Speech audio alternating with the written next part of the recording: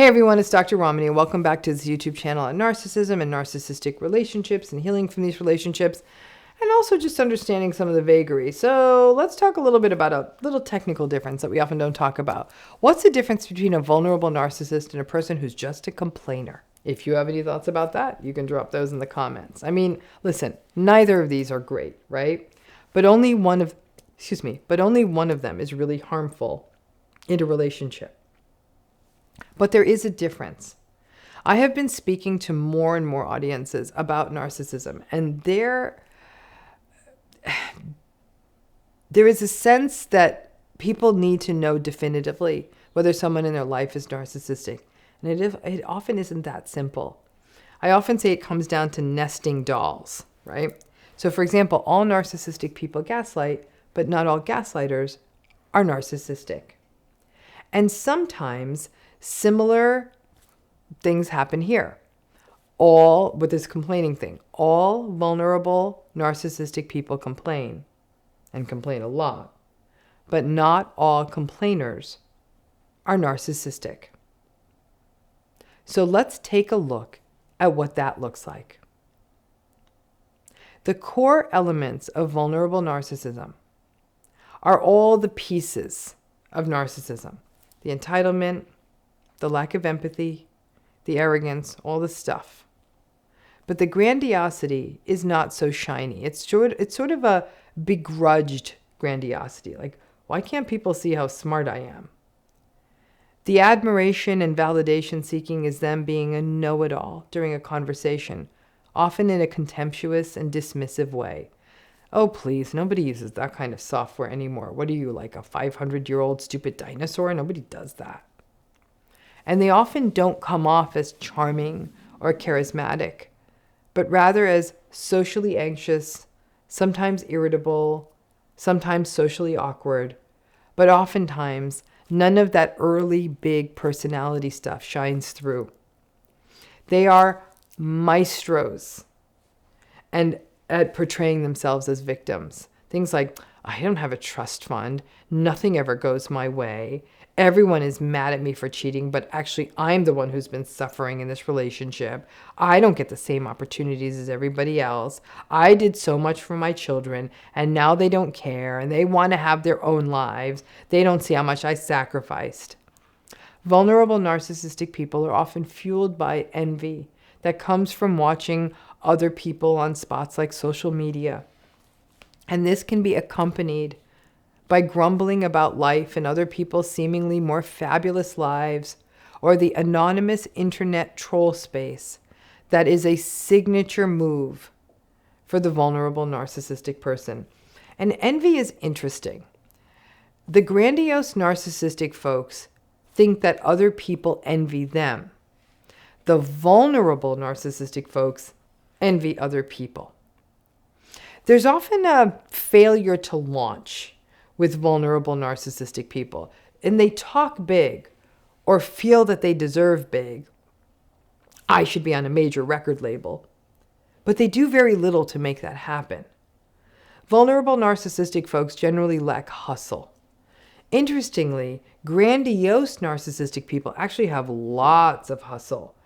And that, plus their tendency to have a little bit of grift in them, means that from time to time, even more than time to time, quite often, grandiose narcissistic people can actually be quite successful. Over time, they tend to blow it, but that hustle, they can get successful. Finally, vulnerable narcissistic folks are very thin-skinned, very reactive, and very hypersensitive to any form of feedback and criticism. And their sort of powder keg pressure cooker quality comes from a combination of their perpetual brooding and angry ruminating, as well as their quick, angry reactions towards anything that feels like a slight. And heaven knows they complain about everything. They complain about the life not being fair. They complain about life in general. They complain about other people. They complain about other people's lives, the weather, the price of milk, politics, television, the commute. Pick something. They're complaining about it. And it is embedded in the larger victimized structure of the vulnerable narcissistic person. There's also an embedded negativism to the narcissistic person. And this negativism, being chronically negative, is so pervasive that it can actually be easy to read it as depression. In fact, this negativism that never seems to lift can be what often rallies people to always try to cheer the vulnerable narcissistic person up. The sense that if I could just cheer them up, then they won't be that bad. No, they're just committed to this chronic malcontentedness and negativism. They are the poster children for half-empty glasses.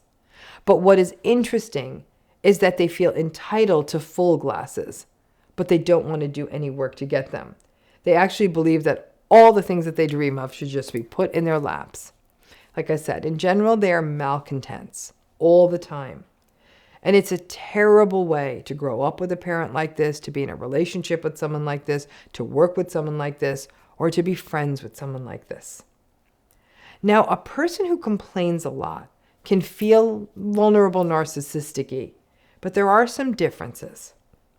There are some people out there who are just negativistic, but they actually do have empathy, and they don't believe that they're special. They just glass half full or half empty, I guess, themselves through life. They say depressing and demoralizing things, but they aren't mean.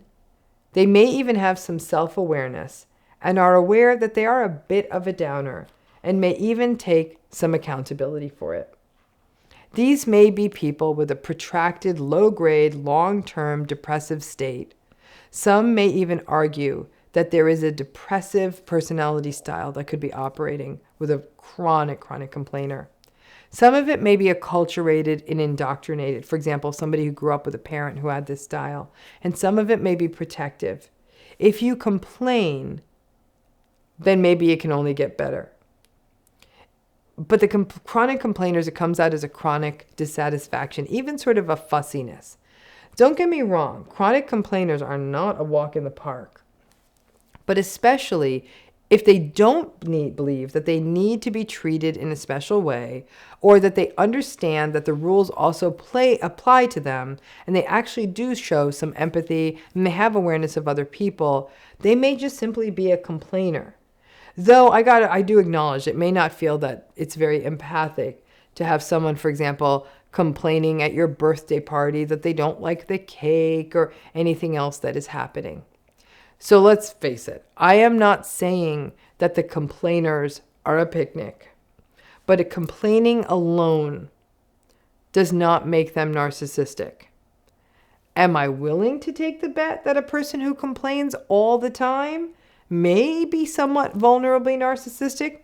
It's a good bet. But as I said, you need the rest of the data to know. And in a complainer who is not narcissistic, another difference we'll see is that they may lack that thin-skinned hypersensitivity that is such a signature of vulnerable narcissism. You may be able to get them to crack a smile or even make fun of themselves. That is all but impossible with a vulnerable narcissistic person. So again, the complainers, you might actually get them. They might actually be willing to poke fun at themselves. Never with a vulnerable narcissist. The overlaps between negativism, depressivity, anxiousness, passive aggression, vulnerable narcissism, and particular behaviors like complaining can make sort of discernment of the differences very challenging. However, at some level, and again, I'm always going to ask this question, does it matter? Being with someone where it's so heavy and so leaden is going to take a toll on you. Where it matters is that when the other narcissistic patterns kick in, not only is there very little possibility of change, you will largely be living under this sort of cloudy skies combined with pressure cooker rage at all times. In the cases of the complainers who are not narcissistic, sometimes therapy, addressing the depressivity or the anxiety can make a difference. And even sharing your feelings with them about it can turn the ship. That would not happen with a vulnerable narcissistic person. Now, I know some of you watching this are thinking, shoot, I complain a lot about my narcissistic relationship. What does that mean? I get it. There's a lot to complain about. But if you're worried about that, be aware. Be aware that excessively complaining about this one thing could burn bridges, and it could burn other people out. And that some of the work of healing and breaking out of rumination cycles is to recognize that there is more in your life than just the narcissistic relationship. And some of the hard work then is to find ways to talk about things other than the relationship, because it helps foster healing and individuation. So stop complaining. And even if you are probably not a vulnerable narcissist, because you know what that's about. Thanks again.